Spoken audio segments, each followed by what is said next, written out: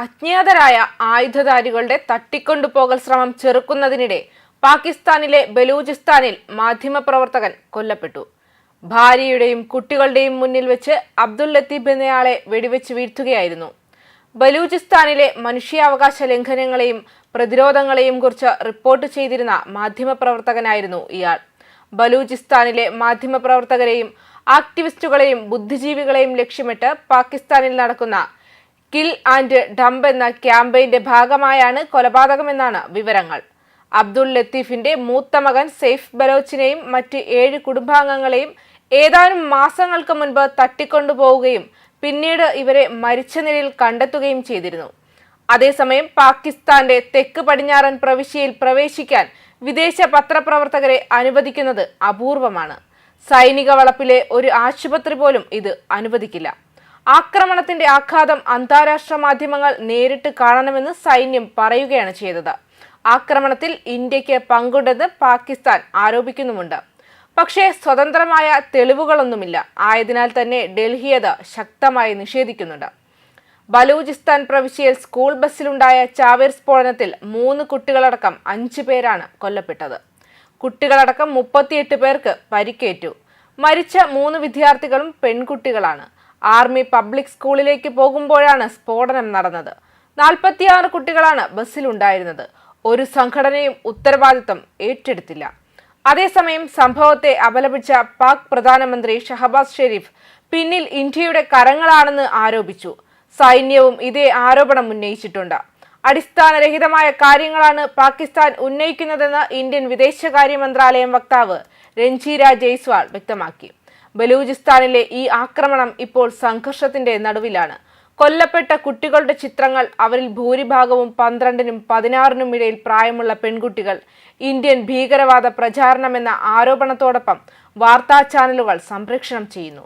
സംഭവ സ്ഥലത്ത് ചിതറിക്കിടക്കുന്ന പഴയ ലോഹവസ്തുക്കളുടെയും കുട്ടികളുടെ ഷൂസിന്റെയും ഉപേക്ഷിക്കപ്പെട്ട ബാക്ക്പാക്കുകളുടെയും ചിത്രങ്ങൾ ദുരന്തത്തെ എടുത്തു കാണിക്കുന്നു.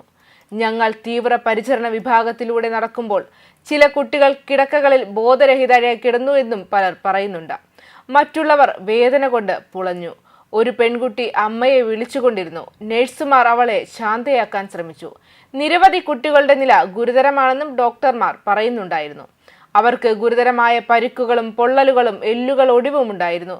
ബലൂചിസ്ഥാനിൽ ഇന്ത്യൻ പ്രോക്സികൾ പ്രവർത്തിക്കുന്ന ചരിത്രമുണ്ടെന്ന് പാകിസ്ഥാൻ വാർത്താവിനിമയ മന്ത്രി അത്തൗല തരാർ വ്യക്തമാക്കുന്നു. അതേസമയം വർഷങ്ങളായി ഇന്ത്യൻ ഭരണത്തിലുള്ള കാശ്മീരിൽ ആക്രമണം നടത്തുന്ന തീവ്രവാദികളെ പാകിസ്ഥാൻ സംരക്ഷിക്കുന്നുണ്ടെന്ന് ഇന്ത്യയും പറയുന്നുണ്ട്. ഏപ്രിലിൽ പഹൽഗാമിൽ വിനോദസഞ്ചാരികളടക്കം 26 പേർ കൊല്ലപ്പെട്ടതാണ് ഏറ്റവും പുതിയ സംഘർഷത്തിന് കാരണമായത്. സ്വതന്ത്ര കക്ഷിയുടെ നേതൃത്വത്തിൽ തുറന്ന അന്വേഷണം നടത്തണമെന്ന് പാകിസ്ഥാൻ ആവശ്യപ്പെട്ടു. എന്നിരുന്നാലും ബലൂചിസ്ഥാനിൽ അത്തരമൊരു അന്വേഷണം ആവശ്യമില്ലെന്നാണ് തരാറിന്റെ നിലപാട്. ദേശീയവാദ കലാപവുമായി ബന്ധപ്പെട്ട തീവ്രവാദ ആക്രമണങ്ങൾ പതിറ്റാണ്ടുകളായി ബലൂചിസ്ഥാനിൽ ഉണ്ടായിട്ടുണ്ട്. സർക്കാർ തങ്ങളുടെ പ്രകൃതി വിഭവങ്ങൾ ചൂഷണം ചെയ്യുന്നുവെന്ന് ആരോപിക്കുന്ന നിരവധി ഗ്രൂപ്പുകളുടെ കേന്ദ്രമാണിത്. മാർച്ചിൽ ബലൂചിസ്ഥാനിലെ സിബി ജില്ലയിൽ നടന്ന ട്രെയിൻ ഉപരോധത്തിനിടെ 21 പേർ കൊല്ലപ്പെട്ടു. അവരിൽ ഭൂരിഭാഗവും ഓഫ് ഡ്യൂട്ടി സുരക്ഷാ ഉദ്യോഗസ്ഥരായിരുന്നു. ബലൂചിസ്ഥാൻ ലിബറേഷൻ ആർമിയാണ് ആ ആക്രമണം നടത്തിയത്. പാകിസ്ഥാനും UK, US എന്നിവയുൾപ്പെടെ നിരവധി പാശ്ചാത്യ രാജ്യങ്ങളും BLA ഭീകര സംഘടനയായി പ്രഖ്യാപിച്ചിട്ടുണ്ട്. കലാപത്തിനെതിരെ സൈന്യം പ്രതികരിക്കുമ്പോൾ ബലൂചിസ്ഥാനിലെ ആക്ടിവിസ്റ്റുകൾ പാകിസ്ഥാൻ സുരക്ഷാ സേന മനുഷ്യാവകാശ ലംഘനങ്ങൾ നടത്തുന്നതായി ആരോപിക്കുന്നു. കഴിഞ്ഞ 2 ദശകങ്ങളിലായി ആയിരക്കണക്കിന് വംശീയ ബലൂച്ച് ജനതയെ കാണാതായതും നിയമപരമായ നടപടിക്രമങ്ങളില്ലാതെ തടങ്കലിൽ വെച്ചതായും അവർ പറയുന്നുണ്ട്. ഭീകര കേസുകളിലെ ജഡ്ജിമാരുടെയും പ്രോസിക്യൂട്ടർമാരുടെയും ഐഡന്റിറ്റികൾ മറച്ചുവെക്കുന്ന മുഖമില്ലാത്ത കോടതികൾ പ്രവിശ്യയിൽ ആവശ്യമായി വരുമെന്ന് സർക്കാർ വിശ്വസിക്കുന്നതായി വാർത്താവിനിമയ മന്ത്രി വ്യക്തമാക്കിയിരുന്നു. തീവ്രവാദ ഗ്രൂപ്പുകളിൽ നിന്നുള്ള പ്രതികാര നടപടി ഭയന്ന് കോടതികൾ പലപ്പോഴും പ്രതികളെ ശിക്ഷിക്കുന്നതിൽ പരാജയപ്പെടാറുണ്ട്. സ്കൂൾ ബസ് ആക്രമണത്തിന് ബലൂച്ച് സ്വത്തുമായി യാതൊരു ബന്ധവുമില്ല, മറിച്ച് അത് ഇന്ത്യയുടെ പ്രകോപനം മാത്രമാണെന്ന് സൈനിക വക്താവ് ലഫ്റ്റനന്റ് ജനറൽ ചൗധരി പത്രസമ്മേളനത്തിൽ പറഞ്ഞത്. ലോകമെമ്പാടും നയതന്ത്ര മാർഗങ്ങളിലൂടെ ഈ വിഷയം ഉന്നയിക്കുകയാണെന്ന് സർക്കാർ പറയുന്നു.